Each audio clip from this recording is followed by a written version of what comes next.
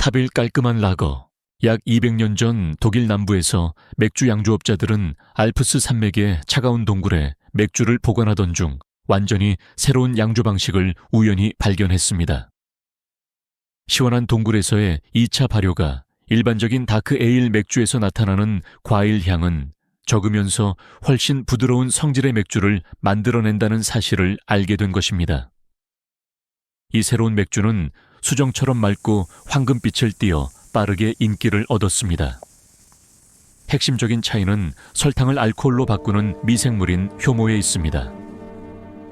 라거는 저온에서 가장 잘 활동하는 사카로미세스 파스토리아누스라는 특수한 효모를 사용합니다. 이 효모는 추운 환경에서 천천히 활동하기 때문에 에일에서 느껴지는 과일 풍미를 많이 만들어내지 않습니다.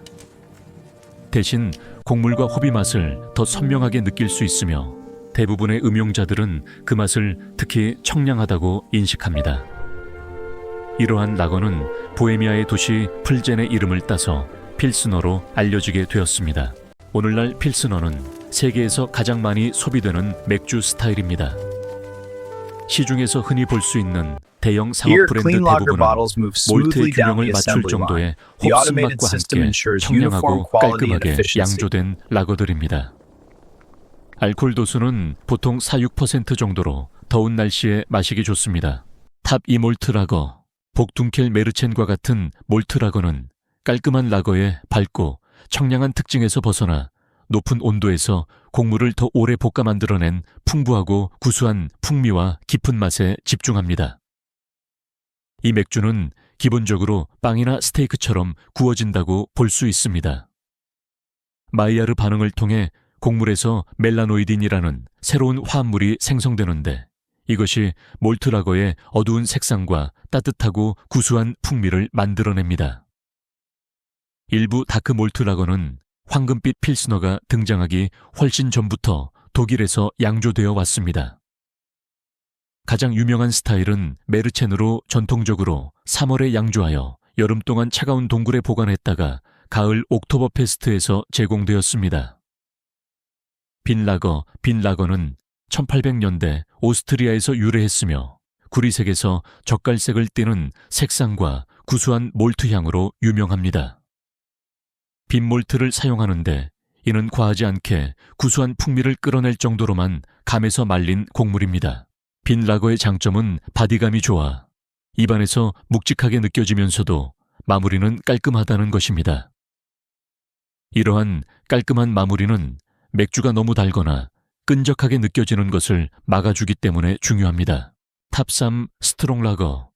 스트롱 라거는 일반 라거보다 더 많은 곡물을 사용하기 때문에 알코올 도수가 높고 입안에서 느껴지는 질감이 더 묵직합니다. 바이에른의 수도사들은 단식 기간 동안 영양을 보충하기 위해 액체빵으로서 도펠복스라 불리는 아주 강한 라거를 양조하기 시작했습니다. 고형 음식을 먹을 수 없다면 적어도 영양가와 칼로리가 높은 것을 마셔야 한다는 생각에서였습니다. 이 맥주들은 알코올 도수가 10% 이상에 달하기도 하며 검은 과일, 토피 당밀 같은 깊은 몰트 풍미가 가득합니다. 또 다른 스트롱 라거 스타일인 발틱 포터. 발틱 포터는 영국에서 유래했지만 발트해 연안에서 인기를 얻었습니다. 포터라는 이름에도 불구하고 사용하는 효모 때문에 실제로는 라거에 해당합니다. 이 맥주들은 벌컥벌컥 마시는 것이 아니라 천천히 음미하며 마시는 맥주입니다. 탑 4 깔끔한 에일. 깔끔한 에일은 다른 에일들과 마찬가지로 발효 중에 위로 떠오르는 사카로미세스 세레비지에라는 효모를 사용합니다. 하지만 양조사들이 온도를 정밀하게 제어하여 효모가 에일 특유의 톡 쏘거나 알싸한 풍미를 만들어내지 않도록 합니다. 그 결과 기술적으로는 에일임에도 불구하고 라거와 놀라울 정도로 유사한 맛이 납니다. 아메리칸 블론드 에일은 1980년대에 대량 생산된 가벼운 라거에 익숙한 사람들을 사로잡기 위해 만들어졌습니다. 크림 에일 또한 1800년대 중반에 미국에서 탄생한 맥주로 독일 이민자들이 라거를 들여와 큰 인기를 끌자 이에 대항하기 위해 만들어졌습니다. 미국 양조사들은 경쟁하고 싶었지만 진정한 라거를 만들기 위한 적절한 장비나 냉장 시설이 없었습니다. 그래서 에일 효모를 사용하되 라거처럼 차갑게 보관하여 맛을 부드럽게 만들었습니다. 많은 양조사들이 레시피에 옥수수나 쌀을 추가하기도 했는데 이는 크림에일에 약간의 달콤하고 고소한 풍미를 더하며 매우 가볍고 청량하게 만들어줍니다. 타보 호피 에일, 1800년대 인도에 맥주를 보내던 영국 양조사들은 홉을 추가로 넣는 것이 긴 항해 동안 맥주를 보존하는 데 도움이 된다는 사실을 발견했습니다. 이것이 일반 페일 에일보다 홉 향이 강하고 도수가 높은 인디아 페일 에일, IPA의 시초가 되었습니다. 미국 수제 맥주 양조사들은 1970, 80년대에 이 스타일을 부활시켰는데 시트러스 소나무, 열대 과일 맛이 나는 강렬한 미국산 홉 품종을 사용하여 그 특징을 극대화했습니다. 현대 IPA는 도수가 58% 정도이며 더블 또는 임페리얼 버전은 그보다 더 높기도 합니다. 쓴맛은 국제 쓴맛 단위 IBU로 측정되는데 일부 IPA는 강렬한 쓴맛인 100 IBU를 넘기도 합니다.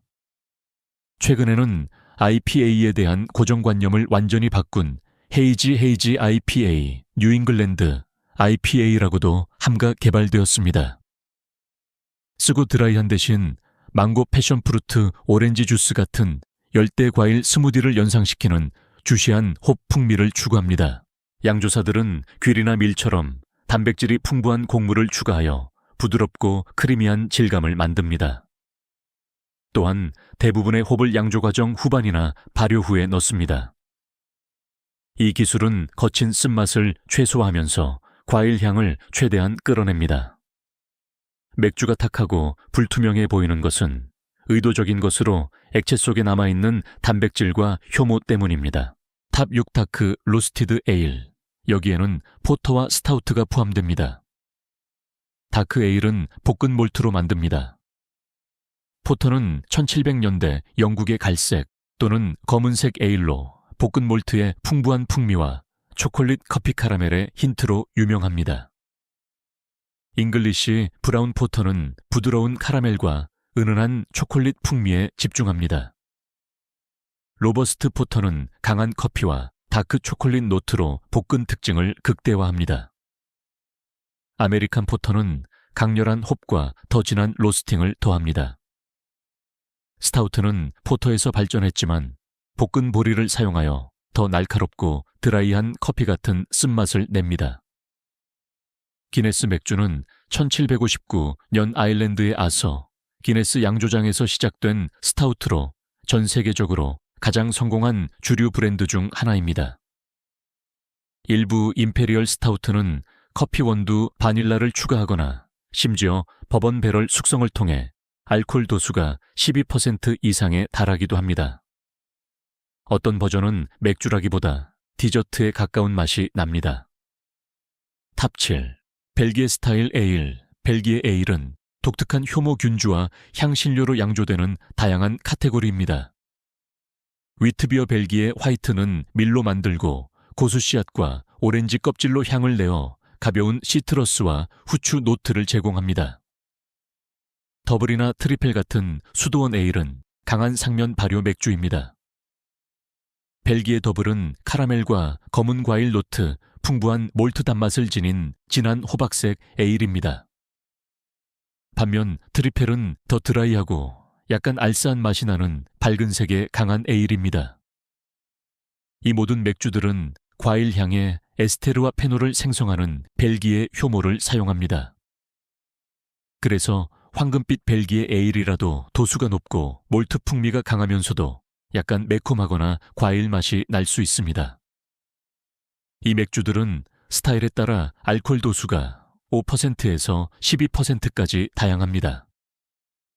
탑8 스트롱 몰티 에일 영국인들은 1800년대부터 바리와인을 양조해 왔는데 알코올 도수가 실제 와인에 필적할 만큼 강하고 복합적이기 때문에 와인이라는 이름을 붙였습니다. 이 맥주들은 수년 또는 수십 년 동안 숙성될 수 있으며 체리 같은 풍미와 인상적인 깊이를 만들어냅니다. 질감이 걸쭉하고 달콤하며 보통 알코올 도수는 8에서 12% 정도입니다. 스코틀랜드 양조사들은 위 헤비즈라고 불리는 유사한 스트롱 에일을 만드는데 카라멜 몰트 풍미를 강조하고 전통적으로 몰트를 말릴 때 사용했던 피트에서 기인한 약간의 스모키한 특징을 가지고 있습니다. 이것들은 천천히 즐기며 마시는 맥주로 종종 풍부한 디저트와 곁들입니다. 탑 9밀 기반 맥주. 밀 맥주는 상당 부분의 밀 몰트로 만들어져 입안에서 더 부드럽고 매끄러운 질감과 은은한 빵 같은 단맛을 선사합니다. 많은 밀 맥주에서 효모 자체가 주요한 풍미 기여자가 됩니다. 독일 밀 맥주는 전체 스타일을 정의하는 대담한 향과 맛을 제공하는 특정 유형의 효모를 중심으로 만들어집니다. 헤페바이젠, 이 고전적인 버전입니다. 효모는 맥주를 지배하는 뚜렷한 바나나와 정향 풍미를 만들어냅니다. 헤페바이젠의 향을 맡으면 잘 익은 바나나, 약간의 버블껌 노트, 그리고 알싸한 정향향을 느낄 수 있습니다.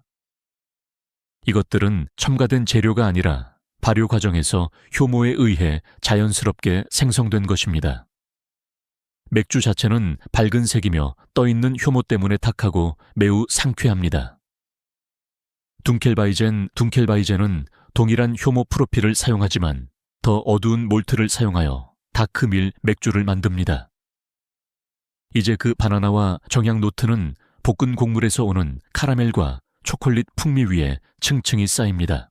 이는 과일 향이 나고 알싸한 효모와 더 풍부하고 달콤한 몰트 바탕이 결합된 흥미로운 조합입니다. 아메리칸 위트 맥주는 중립적이고 깔끔한 효모를 사용하여 다른 방해 요소 없이 부드러운 질감과 깔끔한 곡물의 단맛을 제공합니다. 또한 미국 양조사들은 독일 버전보다 홉을 더 많이 넣는 경향이 있어 밀과 함께 시트러스나 꽃 향기를 느낄 수 있습니다. 탑10 사워 및 와일드 맥주 양조사들이 효모와 위생을 이해하기 전에는 야생 효모와 박테리아가 맥주에 들어갔기 때문에 모든 맥주가 아마도 약간은 시큼했을 것입니다. 브뤼셀 인근 파요텐란트 지역의 벨기에 양조사들은 람빅스라고 부르는 이러한 의도적인 사워 맥주 제조를 멈추지 않았습니다.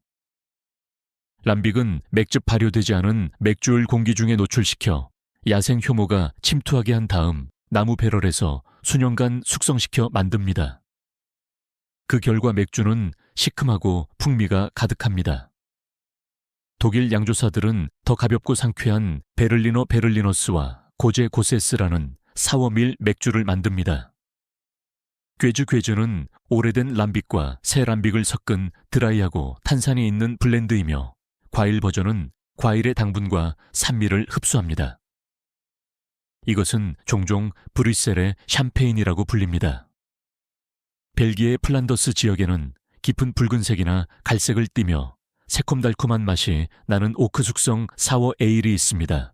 탑 11 하이브리드 스타일 맥주 하이브리드는 에일 온도에서 라거 효모를 사용하거나 그 반대의 경우를 통해 경계를 허뭅니다.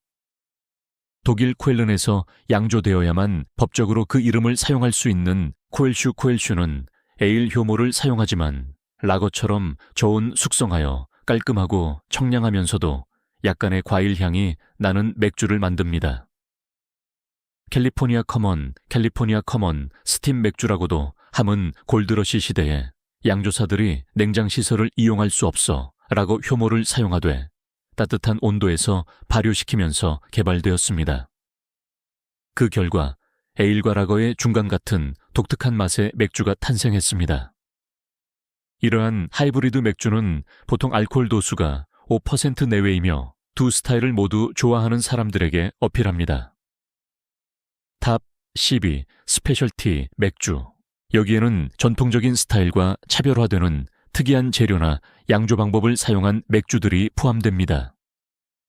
예를 들어 독일어로 라우흐비어라고 불리는 훈제 맥주는 직화로 말린 몰트로 만들어 양조 전부터 강한 훈제 베이컨 같은 향을 냅니다.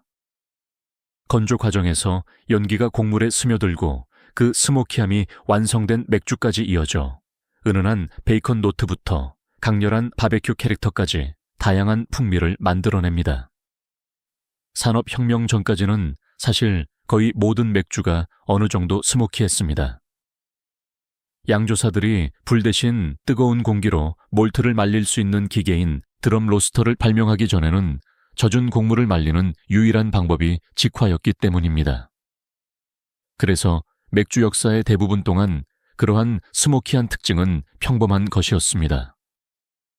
오늘날의 라우흐비어는 다른 모든 이들이 더 깔끔한 맛에 영이 없는 몰팅 기술로 넘어간 후에도 옛 방식을 보존하고 있는 스타일입니다. 또 다른 특별한 맥주로는 굴의 살이나 으깬 껍질을 맥주 자체에 넣는 오이스터 스타우트가 있습니다. 이는 빅토리아 시대에 굴과 스타우트를 곁들여 먹던 전통에서 유래했습니다. 비린 맛은 나지 않으며 오히려 부드럽고 감칠맛이 풍부한 풍미를 제공합니다. 세계 최고의 맥주들에 대한 이번 탐험이 여러분의 손에 든 맥주 한 잔을 바라보는 관점을 바꾸어 놓았다면 채널 구독과 좋아요를 부탁드립니다. 우리는 잊혀져가는 역사와 장인 정신을 발굴하고 있습니다. 함께 더 나은 미래를 빚어 나갑시다. 지식의 다음 배럴이 곧 열릴 예정입니다.